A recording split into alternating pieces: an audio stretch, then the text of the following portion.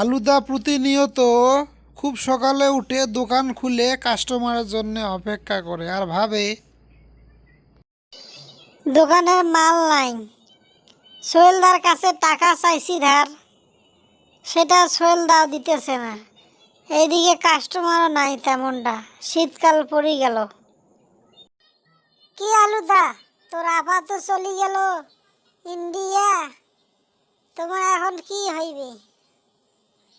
এইদিকে তুই আমার কাছে কিছু টাকা ধার চাইছিলি, আমার পকেটে বর্তমান টাকা পয়সা নাই। টাকা থাকলে তোকে দিয়ে দিতাম দাদা। কি করবো বল, আমার অবস্থা ভালো না। দেখ সোহেলদা, আমার আপা চলে গেছে, তাতে কি হয়েছে, ফির আসবে। এইটা নিয়ে চিন্তা করার কিছু নাই। তবে এখন আমার পেট চালানোর জন্য দোকান তো চালাইতে হবে।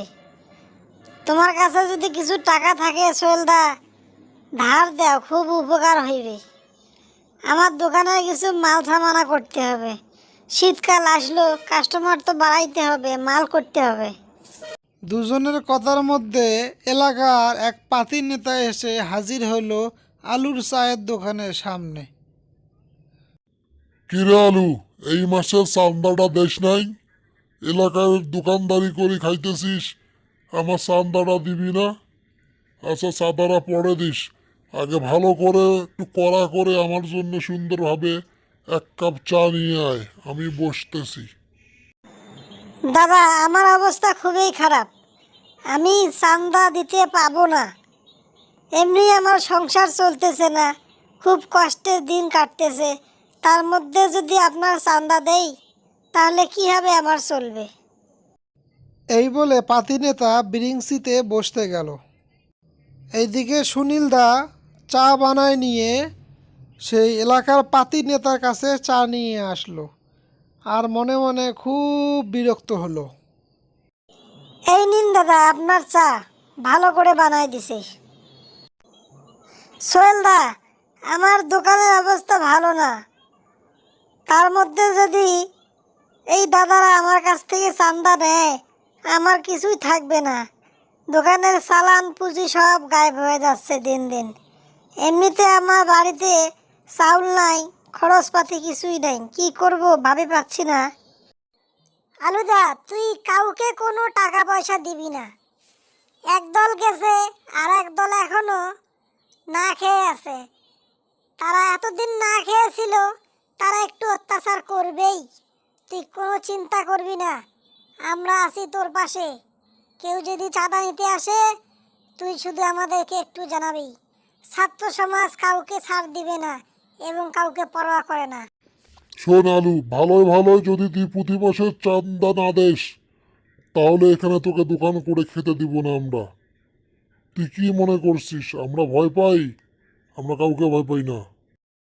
দেখুন দাদা, আমরা গরিব মানুষ, দিন আনি দিন খাই, অভাবের সংসার। এভাবে বলবেন না।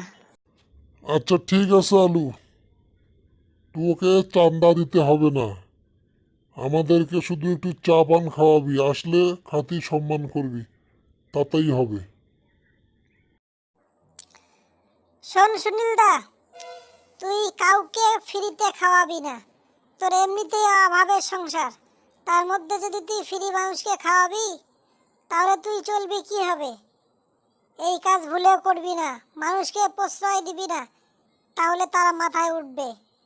তোর কোনো ভয় নেই। তোরা হিন্দু বলে কি তোরা মানুষ না? আমরা তোদের পাশেই থাকবো। আলু, আমি চললাম রে, আমার অনেক কাজ আছে। চাটা একটু ভালো করে বানাইতে পারিস না?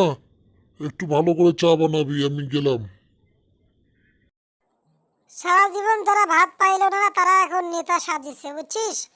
তুই কাউকে কোনো চান্দা দিবি না, কাউকে কোনো বাকিতে ফ্রি খাওয়াবি না, বুঝছিস? এক ফেসিবাদ গেছে, আর এক ফেসিবাদরা জন্মাইতেছে। এদেরকে আমরা কখনোই ছাড় দেব না।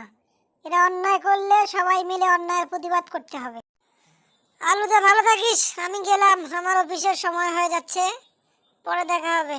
একটু পরে আবার চা খেতে আসবো, কথা হবে পরে। এখনও কিছু পাতি নেতা আছে যারা মানুষের মাথায় কাঁঠাল ভেঙে খেতে চায়।